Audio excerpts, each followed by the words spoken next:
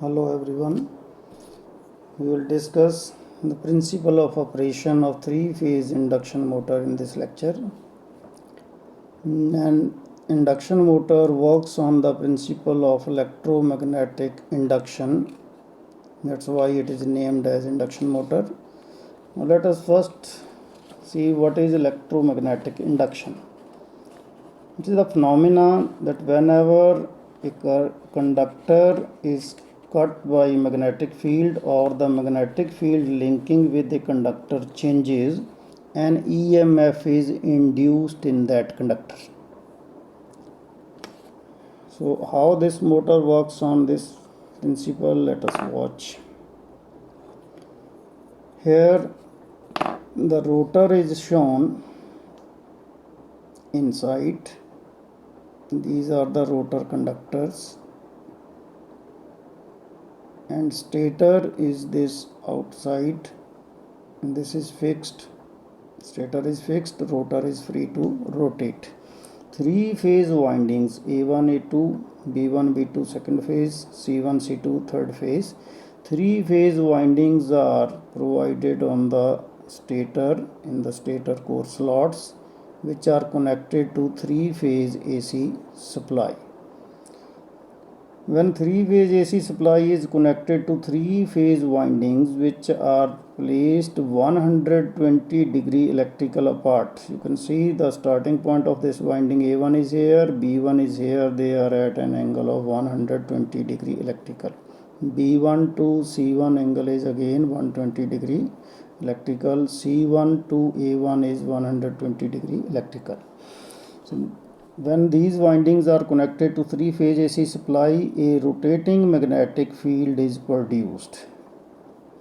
This rotating field is shown at some instant here by Fm rotating in anti-clockwise direction at a angular speed of omega s radians per second.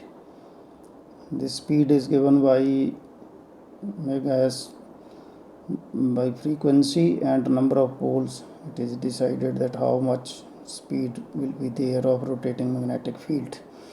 Rotating magnetic field flux cut the rotor conductors because this magnetic field produced by stator as shown by these red lines.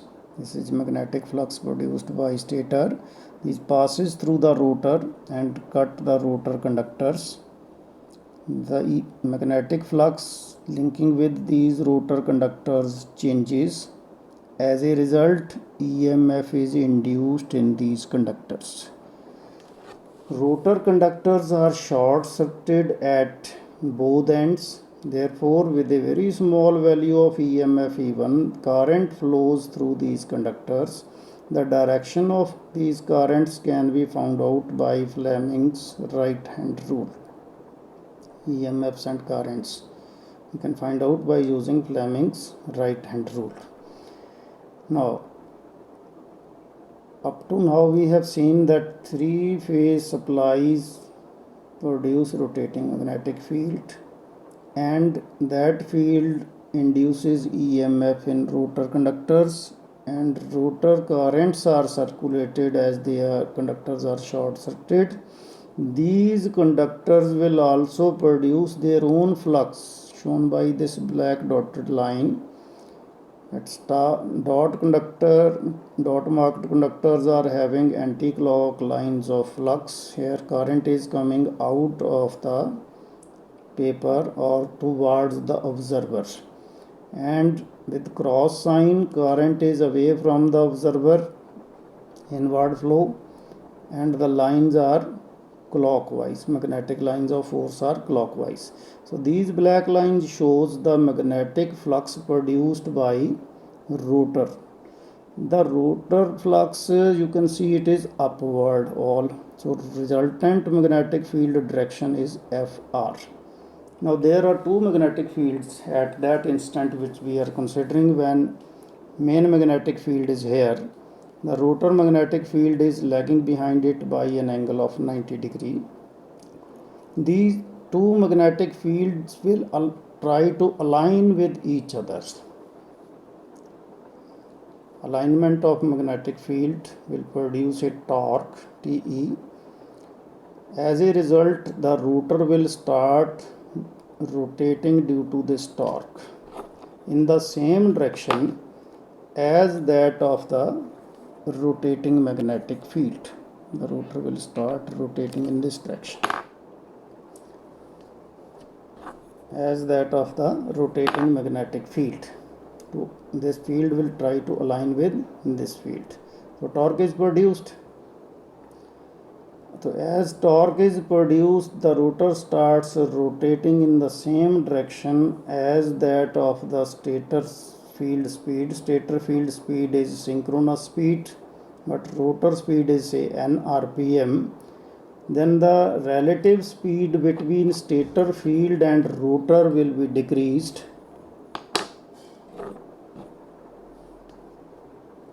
If the rotor starts rotating at a speed n is less than ns, the rotor speed will always be less than the speed of this rotating magnetic field. Why? If it attains the synchronous speed value, if n is equal to ns, then the conductors will not cut the magnetic flux. The flux linking with the conductors will become constant. It will not vary. As a result, no EMF is induced in the rotor conductors, no current flows through the rotor conductors, and no rotating magnetic field produced by rotor. The result is that torque is 0. So induction motor always run at a speed less than synchronous speed. This we have to remember. Because it never runs at synchronous speed, so it is called asynchronous motor. Asynchronous. It's a famous name. Induction motor is also called asynchronous. That means it never runs at synchronous speed. Rather, it runs always at a speed which is less than synchronous speed. So because it works on the principle of electromagnetic induction, due to electromagnetic induction, the current is circulated in the rotor circuits by inducing EMF in the rotor circuits, and hence this field is produced, torque is produced. So that's why it is called induction motor. It's named as induction motor. Another way we can understand this torque production, that when three-phase windings are connected to three-phase AC supply, a rotating magnetic field is produced. Now these conductors are cut by the magnetic field and EMF is induced in these conductors. Current flows through these conductors as these are short-circuited. Now these current-carrying conductors are placed in the magnetic field. So these will experience a force. That force will be in such a direction that it will oppose its cause. Now its cause is the rotating magnetic field. So it will start rotating in same direction as that of rotating magnetic field to reduce the relative movement. So as a result, the torque is produced in the motor. This way we can also understand. Now the direction of rotation of an induction motor can be reversed by changing phase sequence.